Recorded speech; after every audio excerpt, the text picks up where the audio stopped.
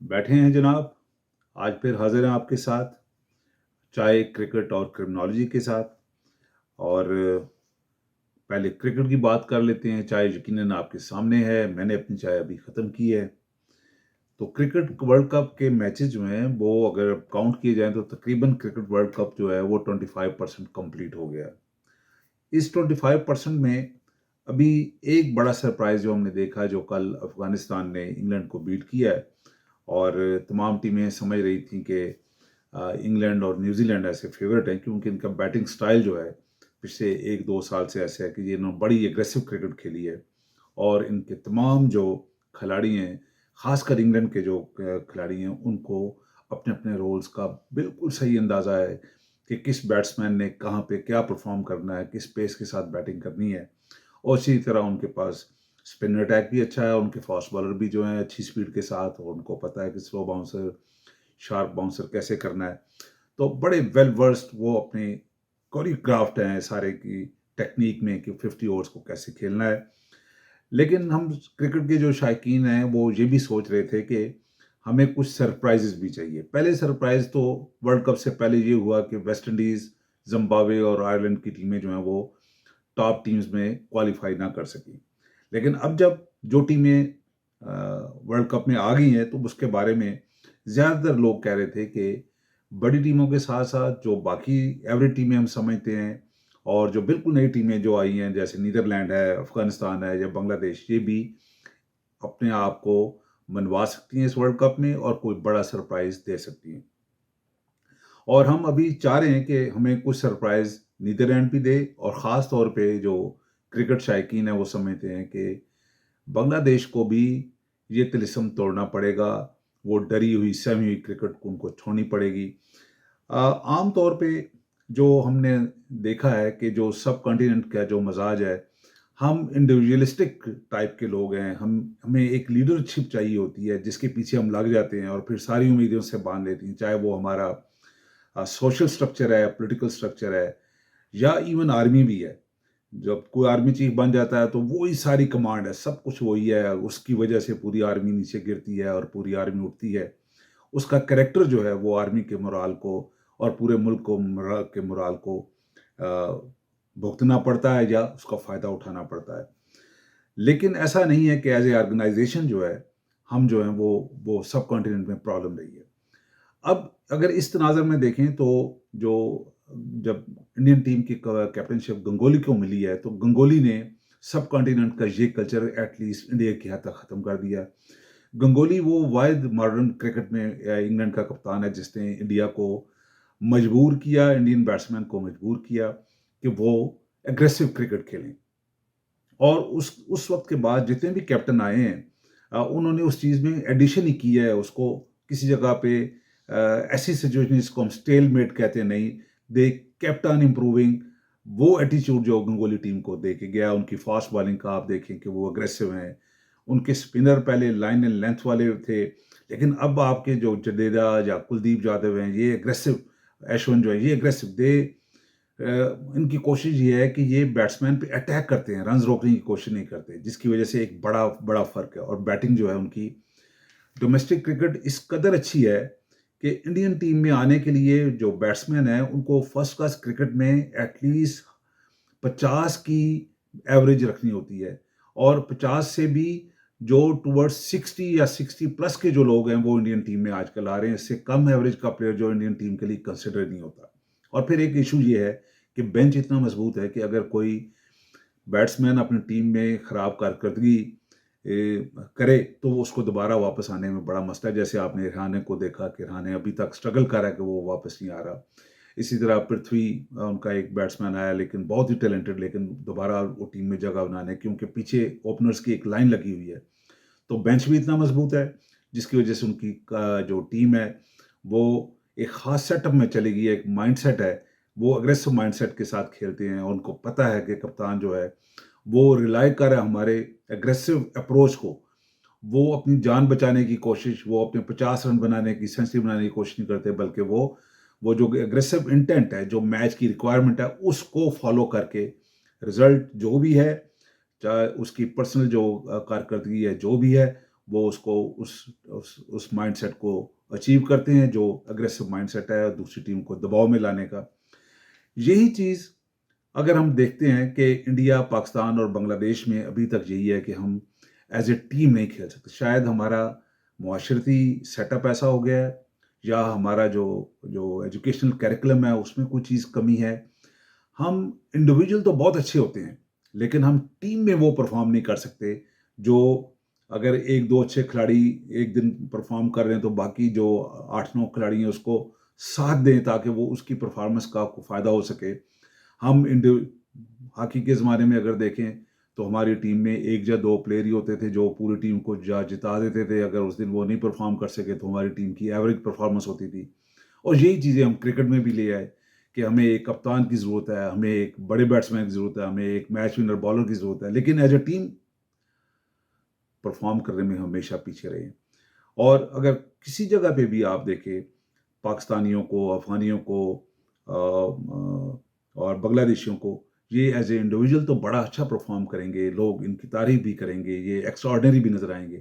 لیکن جب آپ ایک ٹیم سیٹ اپ میں ان کو لے کے آتے ہیں تو وہ جو ان کی ریکوائرمنٹ ہے ٹیم کے لحاظ سے وہ کہیں ماند پڑ جاتی ہے. تو اس پہ ہمیں سوچنا ضرور چاہیے کہ وہ کون سی چیز ہے جو ویسٹرن ورلڈ میں جو ایک اجتماعی جو سوچ ہے اور ہمارے پاس جو اجتماعی سوچ کی کمی ہے وہ کیسے ہے. کرکٹ بھی ہمیں بعض کا یہ باتیں سوچنے میں مجبور کر دیتی ہے. اور یہ جو کارکردگی آج کل جو ہماری سب کنٹیننٹس کی ٹیم کی آپ کے سامنے ہے کہ وہ ایز اے ٹیم وہ پرفارم نہیں کر رہے. انڈیویجولز ابھی بھی آپ سری لنکا کے بیٹسمینوں کو دیکھیں، ایک دو بیٹسمین ایسے ہیں جو میچ لیس ہے جن کی کارکردگی they are head and above shoulder from other players.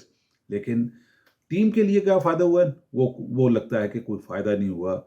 اور یہی اپروچ پاکستان میں بھی ہمیں نظر آ رہی ہے، افغانستان میں بھی نظر آ رہی ہے، بنگلہ دیش میں بھی نظر آ رہی ہے. لیکن بات کرتے ہیں وہ سرپرائز اور وہ خوشی جو افغان پلیئرز نے ہمیں دی ہے کہ ایک بڑی ٹیم کو انہیں ہرایا ہے. اس میں اب یہ نہیں ہے کہ کوئی کولونیل ازم جو ہے ہم اس کا بدلہ اتار رہے ہیں اور یہ کوئی ہم نے ان سے آزادی حاصل کر لی ہے یا فتح حاصل کر لی ہے، یہ ایسا نہیں ہے. بلکہ ہماری سوچ یہ ہے کہ یہ ڈارک ہارس جو ہے، جو افغانستان ہے، جو ایک نئی ٹیم ہے جو کسی کو بھی سرپرائز کر سکتی ہے، جب وہ سرپرائز کرے تو ہمیں اس کو سیلیبریٹ کرنا چاہیے، ہمیں ان کو بیک اپ کرنا چاہیے. ٹھیک ہے، گرباز بہت اچھا کھلاڑی ہے اور مجھے لگتا ہے کہ آئندہ 2-3 سال میں دنیا کے وہ نمبر 1 بیٹسمین ہوں گے. اس سے جلدی بھی وہ یہ لیول اچیو کر سکتے ہیں. لیکن دیکھنا یہ ہے کہ اس دن ان کے ساتھ باقی ٹیم نے کیسے ساتھ دیا. آپ دیکھیں کہ نیچے سے بھی انہیں ہمت نہیں آ رہی، وہ اپنا جو اگر کوئی ٹیلنٹ رہا ہے اس نے اپنا پارٹ پلے کیا ہے. اور پھر جب بالنگ کی بات آئی ہے تو 2 بالرز تو ان کے شاندار ہیں، جو میں سمجھتا ہوں کہ جو دنیا کا بیسٹ اسپن اٹیک ہے وہ افغانستان کے پاس ہے. ان کو دونوں پلیئرز کو تو یقین ہے کہ وہ دنیا کے بیسٹ بالرز ہیں، لیکن شاید ٹیم کو احساس اس جیت میں ہی ہوا ہے کہ وہ کتنے شاندار پلیئر ہیں. اور میں ایک اور بات کہتا ہوں کہ وہ آپ دیکھیں مجیب اور راشد کی جو بیٹنگ ہے اس نے بھی ایک خاص حد تک فرسٹریٹ کیا انگلینڈ کی ٹیم کو، کیونکہ آخری اوورز میں وہ سمجھ رہے تھے کہ جو افغانستان ہے وہ جلدی آؤٹ ہو جائے گی، لیکن انہوں نے بڑا ایک کمپٹیٹو سکور کھڑا کر دیا جس کی وجہ سے پوری ٹیم کا مرال جو اوپر گیا ہے. ان دونوں کی پہلے بیٹنگ کی وجہ سے، پھر بالنگ میں بھی انہوں نے وہ سب کچھ دیا جو ان پہ فرض تھا. اور ایک بات ہم بھولنا نہیں چاہتے جو میں کہتا ہوں کہ ٹیم ایفرٹ، پوری ٹیم نے ان کی بالنگ کو سپورٹ کیا بائی ڈوئنگ گڈ فیلڈنگ اور اپنے مرال کو ہائی رکھتے ہوئے. یہی وہ چیزیں ہیں جو ہمیں سیکھنی پڑیں گی، ہماری ٹیمز کو بھی سیکھنی پڑیں گی کہ جب آپ ٹیم گیم میں ہوتے ہیں تو اگر آپ فیلڈر ہیں تو آپ نے اپنا 100% فیلڈنگ میں دینا ہے. اگر آپ کے پاس کوئی کیچ آیا ایسا جس کو آپ کنورٹ کر سکتے ہیں ایک اپرچونٹی میں تو وہ پرفارمنس دی جائے اور بالر کو سپورٹ کی جائے وہ کیچ پکڑ کے. اور جب کوئی چوکا یا چھکا بچانا ہے تو وہ بھی ایسی ہی ایفرٹ دینی ہے تاکہ جو کپتان ہے، جو ٹیم کا مرال ہے اور خاص کر جو بالر کا مرال ہے وہ رہے. یہ ساری چیزیں ہمیں اس میچ میں نظر آئیں اور مجھے اب لگ رہا ہے کہ بنگلہ دیش بھی اس ون سے ضرور انسپائر ہوگا. اب ہالینڈ کی ٹیم بھی سوچنا شروع کر دے گی کہ ہم بھی کوئی ایسا سرپرائز اس ورلڈ کپ میں ضرور دے کے جائیں. اور سب سے بڑی بات جو ہے کہ اگر ہم پاکستان ٹیم کے لیے سپورٹ کرتے ہیں یا پاکستان ٹیم کے لیے دیکھنا چاہتے ہیں تو میں بار بار کہتا ہوں کہ وہ پنجابی کی ایک کہاوت ہے کہ डुले बेरंदा कुछ नहीं किया। तो अभी भी कोई ऐसा मसला नहीं है, बैटिंग ऑर्डर को चेंज किया जा सकता है, इमामुल हक को हटा दिया जाए, सऊद शकील को ओपनिंग बैट्समैन लेके आएँ और फ़खर को मिडल ओवर्स में आप लेके आएँ ताकि वहाँ पे एक एग्रेसिव इंटेंट आए। लेफ्ट हैंडर भी है, वो दूसरी टीमों के स्पिनर्स को या मीडियम पेसर्स को बहुत अच्छा खेल सकते हैं, बल्कि उनको फ्रस्ट्रेट कर सकते हैं अपनी पावर हिटिंग से। तो थोड़ा-सा सोच विचार ज़रूर रखें। कप्तान को अंडर प्रेशर लाने की ज़रूरत कोई नहीं, कप्तान वो अच्छा है, कप्तानी अच्छा कर रहा है। यहाँ पे फील्ड रिस्ट्रिक्शंस ने सारे माइंडसेट को, हर किस्म की प्लानिंग को चेंज करके रख दिया है। उस वक़्त जो टीम भी अपने नर्व्स पे काबू रखेगी, अपने इमोशंस को कंट्रोल रखेगी और अपने आप पे यकीन रखेगी कि जिस काम के लिए वो आज फील्ड में उतरी है, वो काम उसने करके जाना है, तो रिज़ल्ट्स उनके हक में ही आएँगे। तो ये सारे जो जो लेसन्स हैं हमें अफ़गानिस्तान ने दिए हैं इंग्लैंड को बीट करने से। इंग्लैंड को भी फ्रस्ट्रेट होने की ज़रूरत कोई नहीं। हम जानते हैं कि इंग्लैंड की टीम में बाउंस बैक करने की सलाहियत है। उनके बैट्समैन जो हैं वो बिलाशुबा वो किसी भी दिन उनका कोई भी बैट्समैन अगर खड़ा हो गया तो अपने तौर पे वो टीम को जिता सकता है। लेकिन उनको फिर मैं ये कहता हूँ कि टीम एफर्ट की ज़रूरत है। कहीं न कहीं वो टीम एफर्ट उनमें लैक कर गई उस दिन। मेबी उनका कप्तान अभी तक फील्ड में नहीं उतरा, मेबी उनका कॉम्बिनेशन उस दिन ठीक नहीं था, या ये भी हो सकता है कि अफ़गानिस्तान को उन्होंने लाइट लिया हो, जो एक बहुत बड़ी गलती है। मैं समझता हूँ किसी टीम को भी आप लाइट नहीं ले सकते। इस वर्ल्ड कप में अभी तक जो मैं कहता हूँ कि अभी 25% कंप्लीट हुआ है, तो ये बात तो कन्फर्म हो गई है कि अगर आप 350 भी करते हैं, तो वो ऐसा नहीं है कि आप विनिंग टोटल नहीं कह सकते। और हो सकता है कि मैं समझता हूँ कि 400 का भी टोटल आइंदा चेज़ हो, जब जब जब थोड़ा-सा ये टूर्नामेंट गहराई की तरफ जाएगा और टेंशन माउंट होगी, टीमों पे प्रेशर आएगा, तो लाज़मी तौर पे जो बड़े प्लेयर होते हैं वो प्रेशर में ज़्यादा अच्छा परफ़ॉर्म करते हैं। तो मैं सोच रहा हूँ कि शायद हमें बार-बार 400 का टोटल भी इस वर्ल्ड कप में नज़र आए और 400 को अचीव करते हुए भी हमें नज़र आए। तो एक दिन में 700-800 रन्स हमें नज़र आते रहेंगे। हो सकता है कि विकेट आहिस्ता-आहिस्ता स्लो हो जाए जैसे टूर्नामेंट प्रोग्रेस करे। हो सकता है कि कुछ मैच ऐसे भी हों जो प्योरली टेक्निक की बुनियाद पे खेले जाएँ, बैट्समैन के लिहाज से, स्पिनर के लिहाज से, या मेबी फास्ट बॉलिंग के लिहाज से, कि जो टेक्निक में अच्छा है वो परफ़ॉर्म करेगी टीम और विन करेगी। तो ये सारी चीज़ें जो है बड़ा इंटरेस्टिंग माहौल बन गया, आने वाले दिनों में हम देखेंगे। आज मैं कोशिश कर रहा हूँ कि हम क्रिमिनोलॉजी पे बात ना करें, क्योंकि मैं समझ रहा हूँ कि अफ़गानिस्तान ने एक बहुत बड़ा कारनामा किया है, उसको ज़रूर सपोर्ट करना चाहिए, सेलिब्रेट करना चाहिए और अफ़गानिस्तान को आइंदा भी टीम एफ़र्ट देनी है। गुरबाज़ के अराउंड उनकी बैटिंग को घूमना चाहिए और मुजीब और राशिद की बॉलिंग के इर्द-गिर्द बाकी बॉलरों बॉलरों को एक स्ट्रैटेजी बनानी चाहिए ताकि ये स्पीयर हेड हों और उनको विन की तरफ लेके जाएँ। और जो उनकी लेटर ऑर्डर बैटिंग है, मिडल ऑर्डर में भी अभी तक उनको ज़रूरत है। मोहम्मद नबी ने अभी तक कुछ नहीं किया। उनका कप्तान कोई ख़ास परफ़ॉर्मेंस नहीं दे सका। तो इन सब की इम्प्रूवमेंट की जगह मौजूद है। लेकिन राशिद और मुजीब जो है आने वाले दिनों में जैसे-जैसे विकेट स्लो होंगी, स्पिनर्स को ज़्यादा हेल्प मिलेगी, तो ये ज़्यादा लीथल वेपन के तौर पे सामने आएँगे और ये हर टीम को इन दोनों के दरमियान 20 ओवर्स हैं और अगर दोनों मिलके आधी टीम को 5 या 6 खिलाड़ी आउट कर लें तो दूसरी टीम दबाव में आ सकती है। और जो उनके फास्ट बॉलर हैं, ख़ासकर जो उनके लेफ्ट आर्म बॉलर हैं, वो गेंद को अंदर ला सकते हैं। उनकी सलाहियत जो है वो किसी तरीके से शहनशाह अफरीदी या न्यूज़ीलैंड के बॉलर से कम नहीं है। तो मुझे लगता है ऐसे है कि अगर एक आध विकेट अफ़गानिस्तान शुरू में ले ले और दरमियान में राशिद और मुजीब अच्छी बॉलिंग करें, तो ये किसी भी टीम को दोबारा ये सरप्राइज़ दे सकते हैं और आने वाली टीमें जो हैं इनसे मुहतात रहेंगी।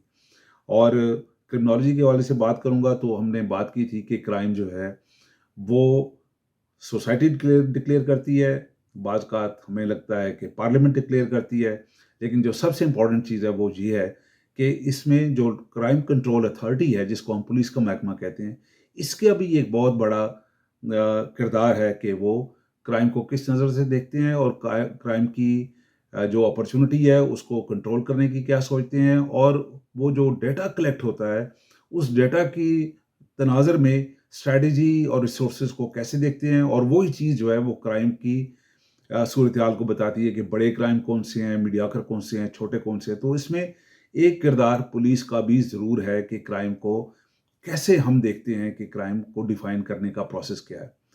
और جو ماڈرن دور ہے اس میں ہم پرانے زمانے کی نہیں کریں گے کہ اس زمانے میں کرائم کو کیسے دیکھا جاتا تھا، کیسے کنٹرول کرتا تھا. ہم بالکل ماڈرن بات کریں گے جو آج کے زمانے سے ریلیونٹ ہے. اور اس ریلیونس کو ہم دیکھیں گے کہ جب انگلینڈ میں پولیس کا محکمہ قائم ہوا تو اس وقت کیا سچویشن تھی، کن حالات کے تحت یہ محکمہ بنا تھا، اور جب یہ محکمہ بن گیا، پولیس کا ڈپارٹمنٹ بن گیا، تو اس وقت ان کی سوچ کیا تھی اور کرائم کنٹرول کا میتھڈ کیا تھا. لازمی طور پہ کنٹروورشل ایشو ہے. اس کے لیے میں سمجھتا ہوں کہ ہم نے تھوڑی زیادہ بحث کرنی ہوگی، لیکن ابھی یہ ہے کہ اس بات کو ہم ذہن نشین کر لیتے ہیں کہ جہاں جہاں سوسائٹی ہے، جہاں پہ ریلیجن ہے، جہاں پہ پالیٹکس ہے، وہاں پہ پولیس بھی ایک بہت بڑا کردار ہے کہ جو کرائم کو ڈیفائن کر رہا ہے. تو دیکھتے رہیں ہمارے پروگرام کو. اگلی ایپیسوڈ میں انشاءاللہ ہم اس پہ ڈسکس کریں گے. پولیس کو ہو سکتا ہے ڈسکس کرنے میں ہمیں 2-3 پروگرام لگ جائیں. اپنا خیال رکھیں اور بیٹھے رہیں، چائے کو انجوائے کریں، کرکٹ ورلڈ کپ کا مزہ لیں، اور کوشش کریں کہ پاکستان کو سپورٹ کرتے رہیں. پاکستان کی جو ٹیم ہے وہ انڈیا سے ہارنے کے بعد تھوڑی سی لازمی طور پہ مورال ڈاؤن ہو گیا ہے. عوام کا بھی، شائقین کا بھی مورال ڈاؤن ہو گیا ہے. تو اپنے مورال کو بلند رکھیں. ہماری ٹیم جو ہے وہ باؤنس بیک کر سکتی ہے اور کرتی رہی ہے. اور عموماً ہسٹری یہ ہے کہ ہم شروع کے ٹورنامنٹ میں ہمیشہ ہم نے پرفارم اچھا نہیں کیا، لیکن جیسے جیسے ٹورنامنٹ پروگریس کرتا ہے پاکستان کی ٹیم جو ہے وہ اچھی کارکردگی دکھاتی ہے اور صحیح ٹائم پہ جو ہے وہ پیک پکڑتی ہے. تو اپنا خیال رکھیں. اللہ حافظ.